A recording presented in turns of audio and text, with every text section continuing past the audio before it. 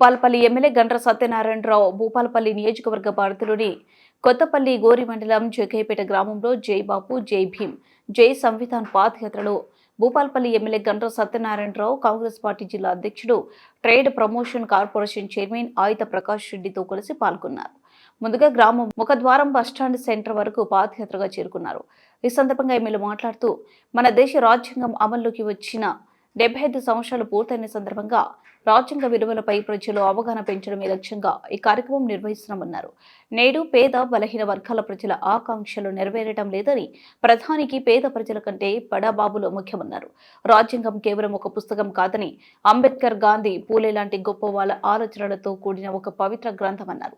Parliament సాక్షిగా రాజ్యాంగాన్ని BJP party అనగదొక్కాలని చూస్తుందన్నారు. Amit Shah Ambedkar ను పార్లమెంట్ సాక్షిగా అవమానించారన్నారు. గ్రామ మండల స్థాయిలో ఈ కార్యక్రమాన్ని ప్రజల్లోకి తీసుకువెళ్లాలని కోరారు. గాంధీ, అంబేద్కర్ ఆశయాలను, సిద్ధాంతాలను దేశంలో అమలు చేయాల్సిన సమయం వచ్చిందన్నారు. గతంలో కూడా కాంగ్రెస్ హయాంలోనే ఇందిరమ్మ ఇండ్లు ఇవ్వడం జరిగిందన్నారు. గత 10 ఏళ్ల నుండి నిరుపేదలకు గత ప్రభుత్వం ఇళ్లను ఇవ్వకుండా మోసం చేసిందని ఎమ్మెల్యే ఆరోపించారు.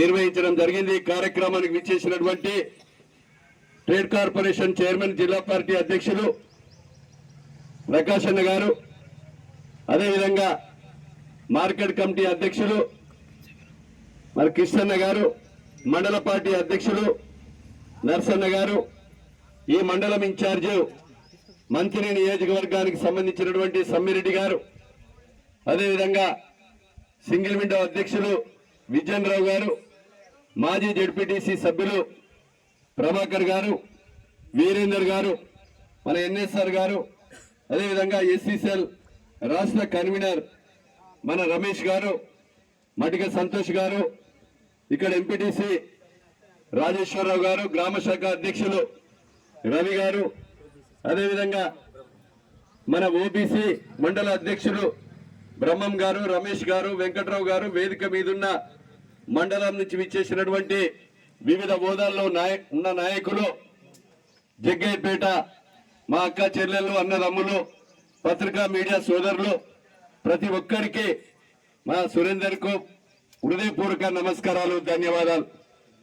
సోదరులారా, ఈరోజు నెహ్రూ ప్రధాని అయిన తర్వాత అంబేద్కర్ గారు న్యాయశాఖ మంత్రిగా ఉండి ఈరోజు ఎస్సీలకు, ఎస్టీలకు, బీసీలకు, బడుగులకు, బలహీన వర్గాల విద్యలో ఉద్యోగంలో మరి రిజర్వేషన్ కల్పించి వారి యొక్క రాజ్యాంగం రాసినటువంటి ఆర్టికల్ 3 ప్రకారంగా శ్రీమతి సోనియా గాంధీ 1975లో తెలంగాణ రాష్ట్ర ప్రజలు తెలంగాణ రాష్ట్రం ఏర్పాటు కొరకు 350 మంది చనిపోతే మొన్న 2009 నుంచి 14 సమయంలో సుమారు 1200 మంది బిడ్డల ప్రాణాలు బలిగొంటే డాక్టర్ బాబాసాహెబ్ అంబేద్కర్ రాసిన రాజ్యాంగం ఆర్టికల్ 3 ప్రకారంగా శ్రీమతి సోనియా గాంధీ ఆంధ్ర రాష్ట్రంలో కాంగ్రెస్ పార్టీ నష్టపోతుందని తెలిసిన ఇక్కడ తెలంగాణ రాష్ట్రం ఇచ్చింది కాంగ్రెస్ పార్టీ.